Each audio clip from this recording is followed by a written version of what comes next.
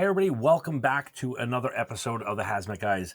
I'm Bobby Salas. I'm here with Mike. Hi, Mike. Hey, Bobby. And we are doing, if you haven't heard, we are doing a series, not a series, it's the way going forward. Both video and audio version of Yes. this. And for the forthcoming future, we're going to be featuring these on YouTube, but we will see where that goes in the future, right? Yeah, very hopefully near future. Not saying anything's going to happen or change, but good No, stuff. Good stuff. no. So we actually next week.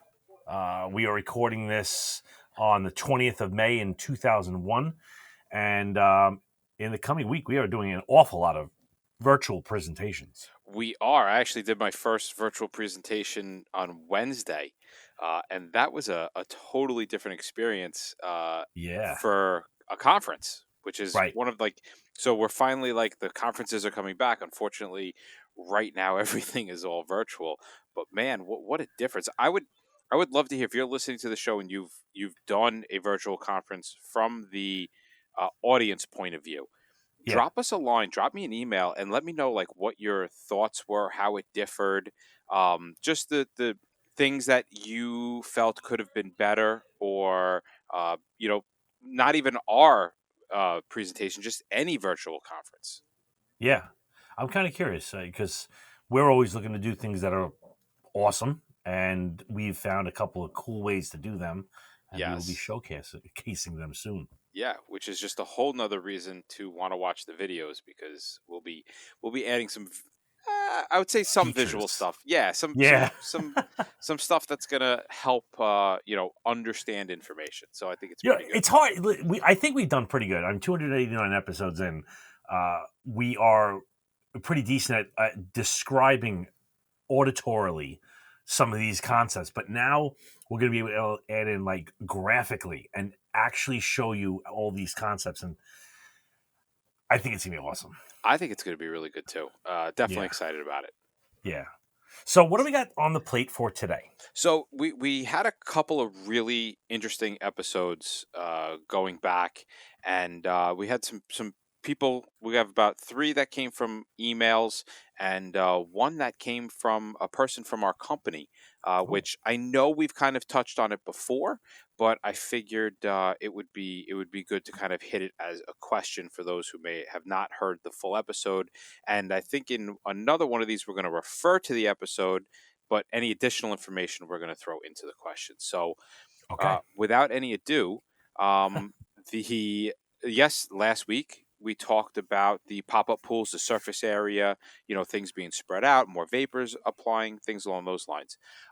With regard to the fact that a lot of the pop-up pools are getting smaller, like narrower but wider, Mhm. in order to keep the vapors down, can we apply a foam blanket to the pop up pool and reduce the vapors? And then Yeah. how do you sorry, let me just make sure this is because I got my screen split here. How do you know that the vapors are not going to find a source of ignition and flash back while you're operating? Okay. No. Next question. Excellent.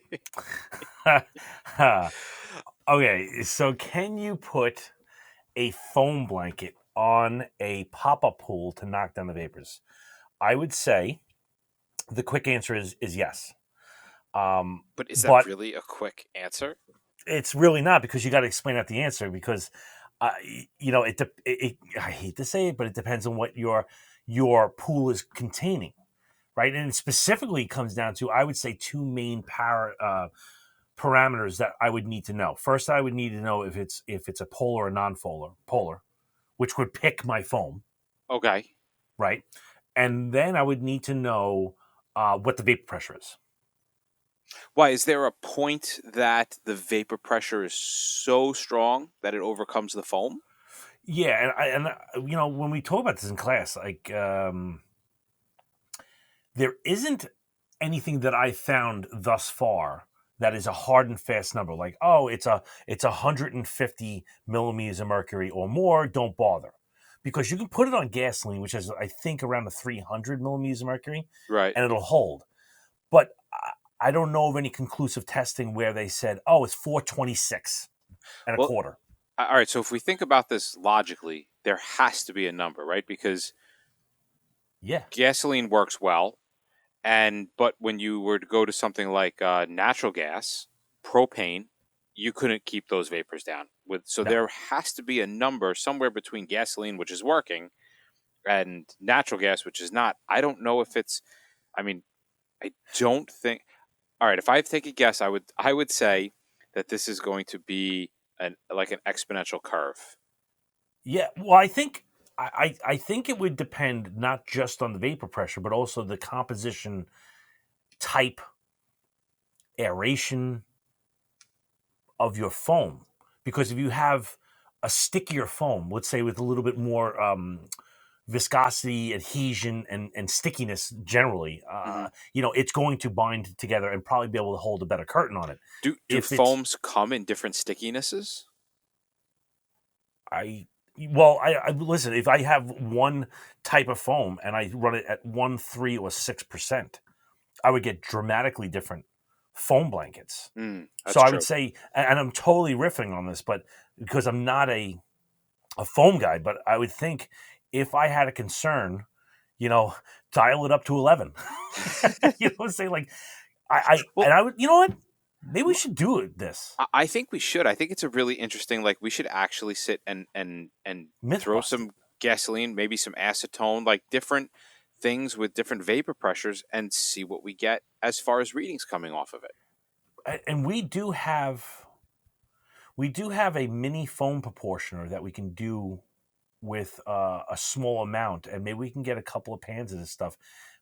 But you got to remember, like as the vapor pressure goes up and it becomes more of a concern for the flammable for the foam to hold it down, at some point I would walk away from foam and I'd probably just plastic sheet it Or a fan.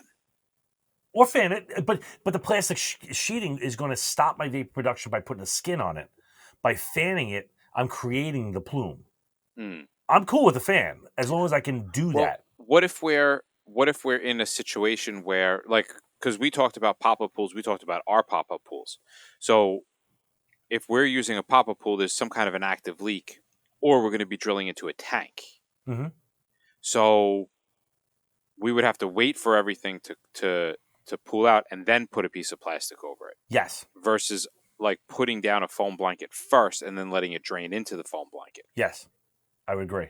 So, but then my question is, because we've never actually put down a foam blanket. Have you ever put down a foam blanket in a pop-up pool? No, no, I don't think so. I've thrown foam, I've thrown but I've foam. thrown large foam. Okay, so if we were to, so from it then, could we do it? Yes. Will it help? Yes. But is it logistically feasible to do it? Right? We have foam in a PW extinguisher, in a pressurized water can. Right, But but that's an FFFP. right, is that isn't really going to produce the foam that we're really looking for to suppress vapors, right? No, no, No. because the gas. Well, in diesel, you can probably get away with it, but the problem with the newer gasolines, and this is something that at least our foam cans haven't caught up with, is that the newer gasolines have a healthy portion of ethanol, Hmm. right?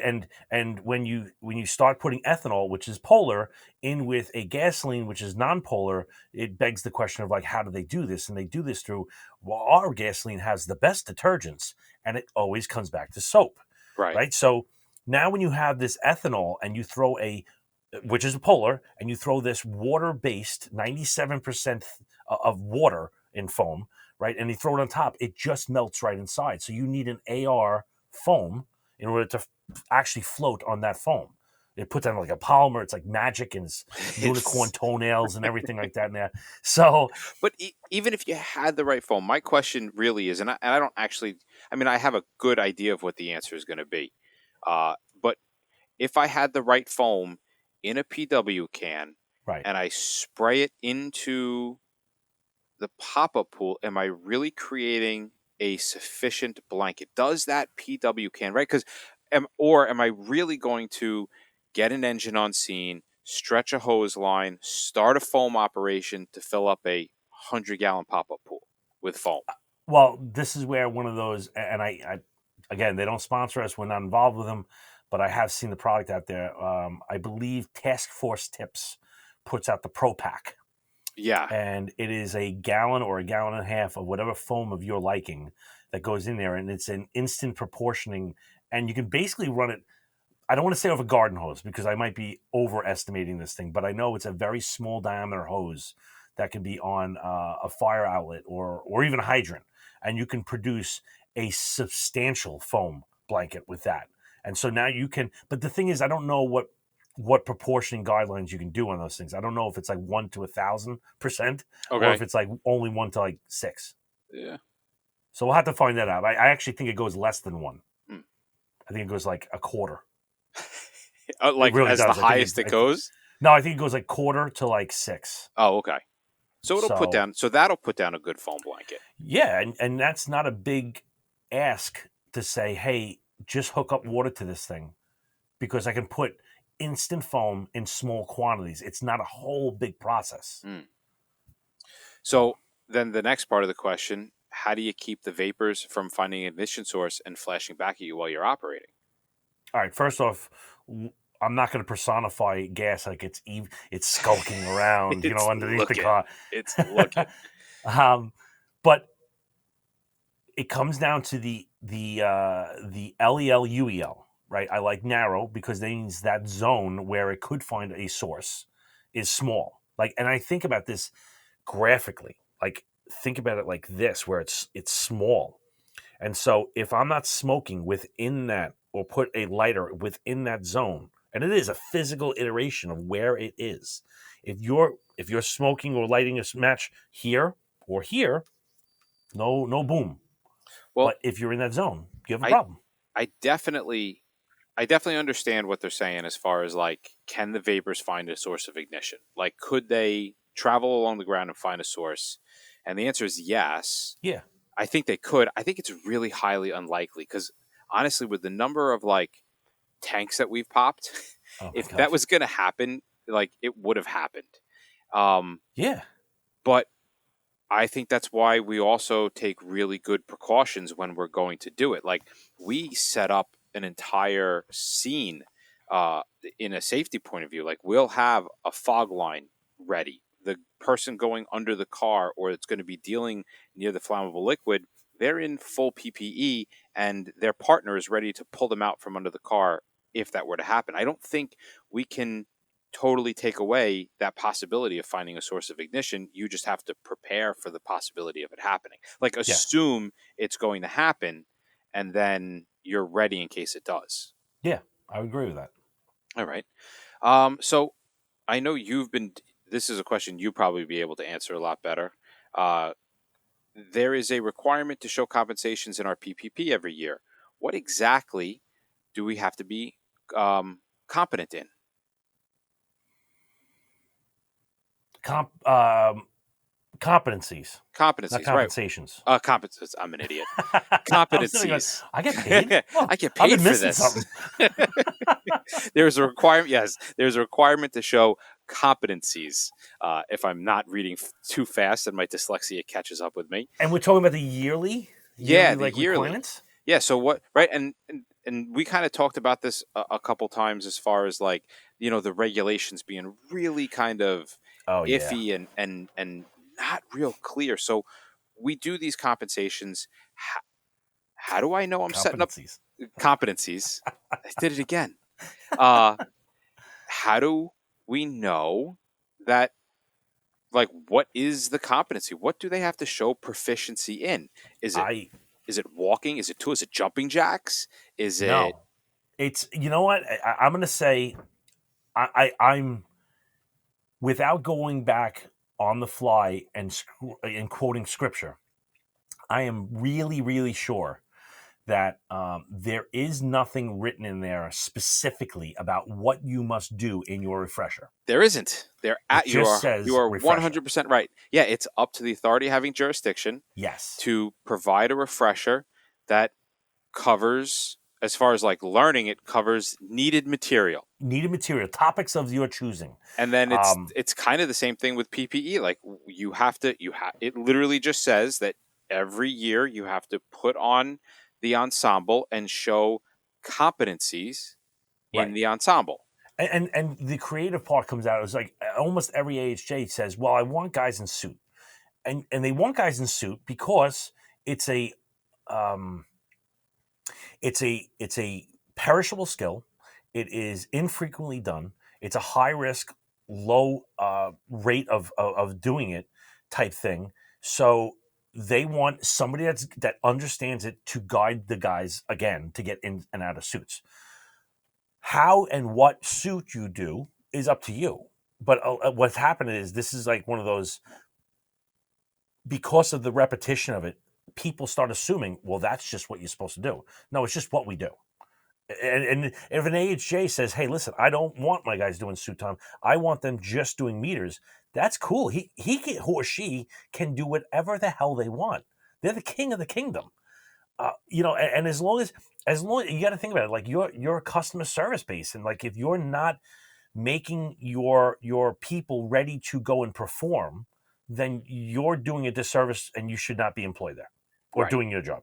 Right. And that actually is going to kind of tie in a little bit to one of the answers to another question. So I'll just say this real kind of, and then we'll refer back to it when we do the fourth question is if you're the one kind of setting this up, you really should be looking as to what does my department do on a regular basis, That's the key. right? Not Like, that what does everybody do? right. What Not do what's that I ever, do? what do I do? Right. So Yeah. you would have a really hard time like being like, well, we did competencies while bungee jumping. It's like, well, do you guys bungee jump a lot in your level A's? Like, what exactly is it that you're doing, right? And we see this a lot, right? We go to different parts of the country, and things that we have maybe done one time in our career are bread and butter operations for other Yes. places. So it's really important that if you're in that position to really sit down with your team and understand what it is that they're doing on a regular basis. Don't be disconnected from the runs that they're on and the experiences that they've had. And by no means, I mean, you can get in a suit and design your drill any which way you like. I've seen everything from boring, like put together this nut and bolt, to assemble Lego things, to outright paintball gun fights in Yes. level A's, right? And that's, wow, that sounds amazing. But you can't do. There's no way we can do that. You can do that. You just have to have a reason why you need that. I'm testing dexterity, ability, mobile ability, confidence in suit. Communications. Yeah, like visuals. Yeah, exactly. All these things. That is justification for doing it. It's gonna be hard to justify how the guy broke his femur, because he tripped over a table or something like that. But that's another show. We get E- that. Either way, either way. All right. The next one, we have two different types of meters for measuring LEL. One is a cat bead, and the other is infrared. Mhm. Sometimes they match, sometimes they don't. When they don't match, which one do we trust? Hmm. So Well, yeah, that we actually did an entire episode on this where we kind of yeah. compared and contrasted the two of them. And so I'm going to say that the infrared is they're probably talking like an NDIR type technology. Yes. Yeah. Okay. And the So good.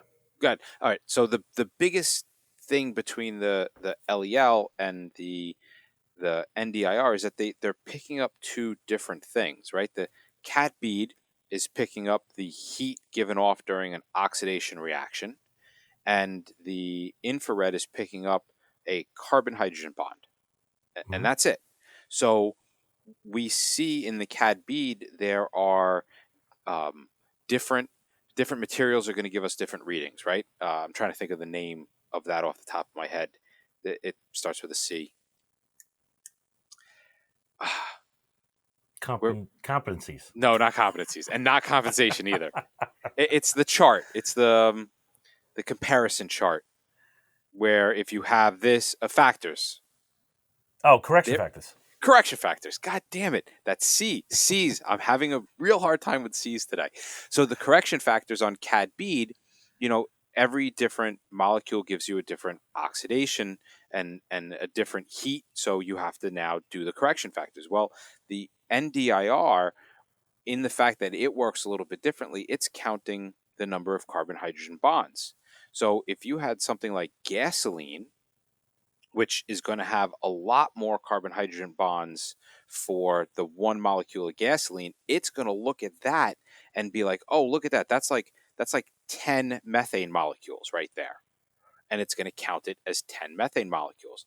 Whereas in the cad bead, that gasoline, when it hits it, actually has a lower heat of oxidation, so it's going to see it as less than the methane. So the two are actually inversely proportionate, where as a molecule gets bigger on the cad bead, it becomes less sensitive to it, and as a molecule becomes bigger on the NDIR, it becomes more sensitive to it. So the bigger your molecule gets, the less of a reading you're going to get on your LEL for cad bead, and the more you're going to get on your NDIR. So you really have to understand that as those two start to come away from each other, you can't trust either one of them. And I would like to add that when oxygen levels start dropping, one shifts into gear, the NDIR, Right. and the cat bead, because it is an oxidation process, needs oxygen. So at like 16% oxygen, your cat bead goes to bed. Don't Done. even trust it. It can't even work that well. It can't So work.